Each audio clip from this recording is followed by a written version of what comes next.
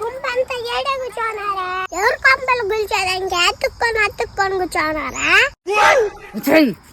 ఎడుకొచ్చినప్పుడు నా గుమ్మ నుండి ఇంటికాడ సరే ఎట్ట మాట్లాడతావు. ఎడుకొచ్చినప్పుడు బగిసేట్లయిపోతుంది మాట్లాడబాకే.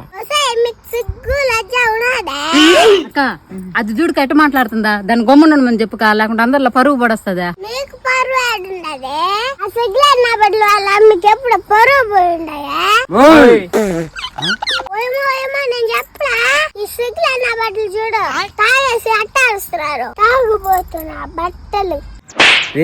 ఎడుంటే అప్పుడు మన పరువు తీసేస్తుందిరా, మనం వెళ్ళిపోదాం కదా. అప్పుడు ఇంటికి వస్తుంది, అప్పుడు చూద్దాం దాని కథ. పదా